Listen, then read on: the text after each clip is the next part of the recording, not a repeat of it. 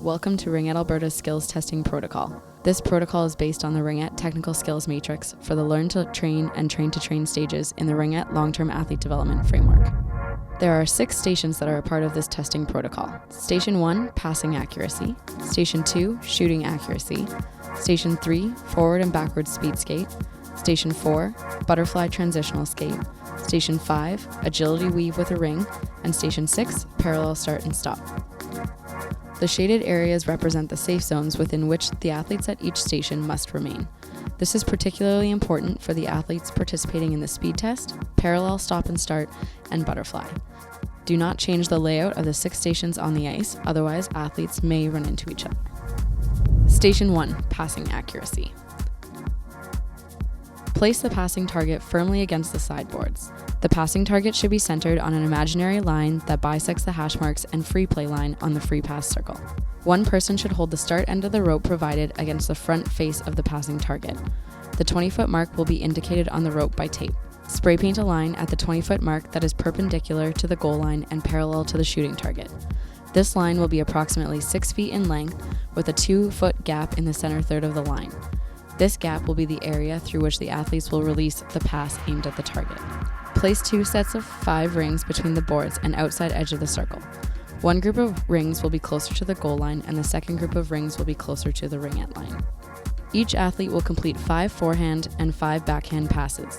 All of the athletes will be tested on the forehand first and then cycle through the group for a second round to test the backhand.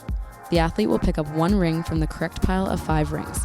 Continue to loop around to be able to skate across the circle perpendicular to the passing target and proceed to release a pass within the designated releasing point aiming for the front of the target. The player will receive 1 point for each successful hit against the front of the target. Note: should the ring hit the target and subsequently hit the boards, the player will not receive a point, as this indicates the pass hit the side of the target and not the front. The ring must remain flat on the ice with no rolling, flipping, etc. Key points. The athlete needs to be moving upon the release of the pass. Once the player begins the test, she must continue moving until all 5 passes are completed. There is no time limit. However, all athletes need to complete the test in the 8-minute time allotment. Station volunteers must keep passed rings clear of the passing area. If a previously passed ring impedes one of the trials, that particular trial must be repeated. Ensure the athlete knows which pile of rings to pick up from to ensure they are skating in the correct direction to release a forehand or backhand pass. Station 2, accuracy of forehand and backhand shooting. Place the net against the sideboards with the middle of the net aligned with the circle's hash marks. Affix the target to the net. Using the provided rope, Volunteer 1 will place the start end of the rope against the shooting target midpoint between the right and left goalposts. Volunteer 2 will extend the other end of the rope across the circle perpendicular to the net. Volunteer 3 will spray paint a dot on the ice at the 15-foot mark, as indicated on the rope with tape. Remove the rope and with the spray paint, make a line parallel to the net of approximately 6 feet in length, 3 feet on either side of the dot you just made. Place the rings behind the shooting line near the circle's hash marks that are directly across from the net. The athletes can move them into a more comfortable location once the test begins. The player will be directed to take 8 forehand or 8 backhand shots from behind the spray-painted line. The athlete may choose to shoot from a stationary position standing perpendicular to the net, or may skate between the goal line and ringette line and release the shot when perpendicular to the net. The player will take 2 shots at each hole before moving to the next one, for a total of 8 shots on her forehand and 8 shots on her backhand. The shots will be taken in a clockwise direction, starting with the bottom left target from the shooter's point of view. For example, bottom left, top right, bottom right. The ring must completely cross the goal line in order to count as a goal. Once all the athletes have completed 8 forehand shots, cycle through the group a second time for backhand shots. 5 points for each successful top hole, 2 points for each top quadrant, but missed the hole or did not cross the line. 3 points for each successful bottom hole, and 1 point for each bottom quadrant, but missed the hole or did not cross the line. Key points. It is highly recommended to have one assistant be in charge of quickly collecting all of the rings from within or around the net and setting them up for the following athlete to ensure a quick transition. A second assistant to be solely in charge of recording, a third assistant to ensure the athletes are lined up along the boards, and a fourth assistant to ensure the tested athlete is remaining behind the spray-painted line with each shot. Ensure the athletes are clear on the correct target rotation. Station 3. Forward and backward speed test. Hold one end of the pre-measured rope provided on the goal line approximately 15 feet from the sideboards. This is the starting line. Another volunteer extends the rope so that it is taut and parallel to the sideboards. The rope provided is marked at 50 feet and 100 feet. Keep the rope taut and on the ice. Only when the rope is parallel to the sideboards and taut, with the spray paint, make a dot at the 50-foot and a line at the 100-foot mark, perpendicular to the rope. Place one ring aligned with the line of travel on the white ice on the dot at the 50-foot mark. Place 4 other rings against the boards beside this dot for quick setup between trials. The assistant on the starting goal line will loudly and clearly announce the countdown, 3, 2, 1, go, and simultaneously, concisely drive one straightened arm from above the head towards the hip on each numerical count to ensure the timer at the finishing line is clear as to when to start the stopwatch. The athlete stands behind the goal line, toes cannot cross the line, and faces in the direction of travel. The athlete must not start any movement until the word go has been vocalized. On the word go, the athlete will sprint forward, spear the ring at the 50-foot mark, and then continue to sprint past the finishing line at the 100-foot mark. The timer or recorder at the finish line will stop the watch when the first skate makes contact with the finish line. Record time rounded up to the nearest 1/10 of a second. The athlete will complete the test twice skating forwards and twice skating backwards. No ring for backward trials. The fastest time between the 2 trials, for example, 1 forward, 1 backward, will be the official times. Key points. The assistant commanding the start must project loudly, clearly, and consistently to ensure the athlete and timer are starting at the exact same time. If the athlete has a false start, she will be given 1 extra trial. Further false starts on subsequent trials will result in no time being recorded for that trial, marked as FS. Encourage the athlete to skate as hard as possible through the finish line and to not slow down prematurely at or before the marked line. Athletes must respect the safe zone upon their completion of each trial and return to the starting line without entering another test zone. An athlete needs sufficient rest. Have the athletes follow a specified order to ensure adequate recovery time. Station 4. Butterfly transitional skate. Obtain the rope from the speed test volunteers after they complete their setup. Volunteers 1 and 2 each take an end of the rope. Volunteer 1 proceeds to the right side face-off dot located outside of the far blue line. Volunteer 2 proceeds to the left side face-off dot located outside of the near blue line. Extend the rope so that it bisects Volunteer 1 and 2's face-off dots. Using the spray paint, spray a dot on the ice in the 2 locations where the rope intersects the center ice free pass circle. Repeat this process using the remaining 2 face-off dots.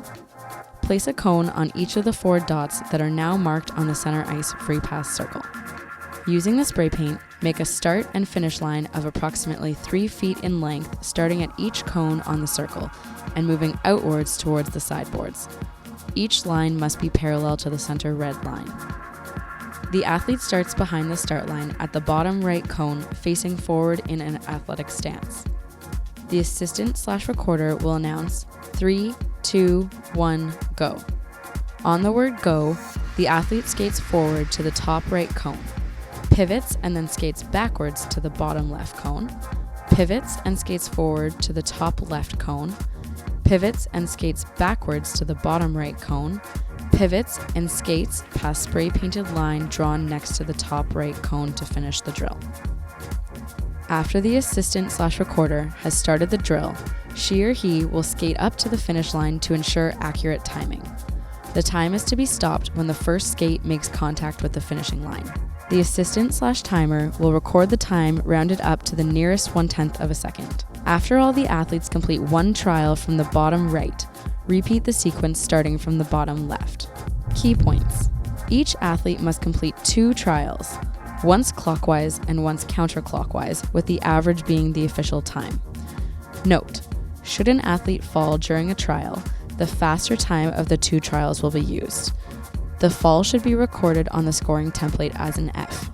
A cue to help the athletes follow the correct pattern is to remind them to always face the same direction. For example, have them always face the clock or stay square to the end boards. An athlete must transition from forwards to backwards and backwards to forwards around the cone and not in between the cones. Should the athlete accidentally fall, encourage the athlete to get up as quickly as possible and continue to complete the trial to receive a time. Only record the time if it is the faster of the two trials. Otherwise, record an F on the scoring template. If the athlete has a false start, she will be given one extra trial. Any false starts on subsequent trials will result in no time being recorded for that trial. Mark as a false start. An athlete needs sufficient rest in between each trial. Have the athletes follow a specified order to ensure adequate recovery time. Station 5. Agility weave with a ring. Find the exact intersection of the goal line and the location where the right side goal post would be. The net should not be in place. Place the start end of the rope on the ice at the intersection of the goal line and location of the right side goal post.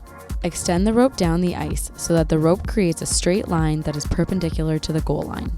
Hold the rope on the ice taut while volunteer 3 marks the appropriate pylon locations. Extend the rope down the ice so that the rope creates a straight line that is perpendicular to the goal line. Hold the rope taut on the ice and spray a small dot on the ice to indicate the location where each of the 3 pylons will be placed. Place the pylons on the ice where marked with the spray paint. Using the spray paint, mark a line that is perpendicular to the goal line. The line will extend from the start location of the right side column, where volunteer 1 held the rope to build the right side column, back to the boards behind the goal line. Be careful not to spray the boards.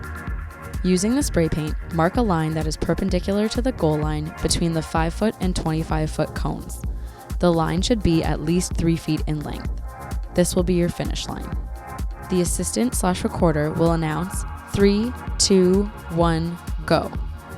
On the word go, the athlete skates forward in a weave pattern around the cones while carrying a ring. The athlete will do a tight turn around the 6th cone until she is facing in the direction she just came from, and then continue to skate the same weaving pattern back through the cones to the finish line. The assistant/recorder will stop the watch when the athlete's first skate makes contact with the finish line. The athlete is to skate around the cone first with the ring following behind her. The assistant/timer will record the time rounded up to the nearest 1/10 of a second. Each athlete will perform 2 trials, with the fastest trial being the official time. Key points. The athlete wants to complete the drill as quickly as possible. If the athlete has a false start, she will be given 1 extra trial. Any false starts on subsequent trials will result in no time being recorded for that trial. Mark as false start. The athlete should be protecting the ring by always having her skates pass each cone before the ring does. The athlete cannot lead with the ring. If the ring goes around the cone before the athlete skates, the athlete needs to go back and repeat the turn around that particular cone. If the athlete misses a cone, she must go back and go around the cone. If the athlete accidentally drops the ring during the trial, encourage her or him to go back and pick it up and continue to complete the trial as quickly as possible to receive a time. The athlete should be doing tight turns around each cone, utilizing her inside and outside edges on both feet, and wants to be accelerating out of each turn with the use of crossovers. An athlete needs sufficient rest in between each trial. Have the athletes follow a specified order to ensure adequate recovery time. Station 6. Parallel stop and sprint test. Approximately 15 feet from the sideboards, hold the middle of the rope provided on the center ice red line. The middle of the rope will be indicated by a band of red tape. Extend the rope towards opposite blue lines so that the rope is parallel to the sideboards. Locate the bands of tape around the rope, which represent 25 feet from the center line. In some ice rinks, these bands of tape will be found to intersect the blue lines. Proceed to the location of Volunteer 2 and spray paint a line parallel to the blue line. The spray painted line should be approximately 10 feet in length, as the athletes will be repeatedly stopping on this line, so the center of it will eventually disappear. The timer stands next to the boards facing the athlete and will count down 3, 2, 1, go.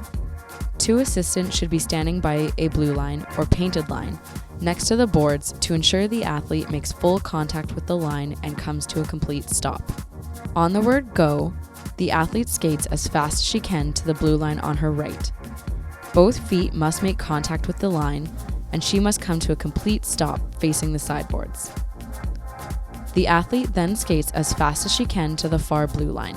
Both feet must make contact, and she must come to a complete stop facing the sideboards. The athlete finishes the test by sprinting back over the center line. Each athlete will perform the test 3 times, with the top 2 times counting. Key points. The athlete wants to complete the drill as quickly as possible. The athlete may use crossing over at the takeoff or turning and performing an open pivot to start.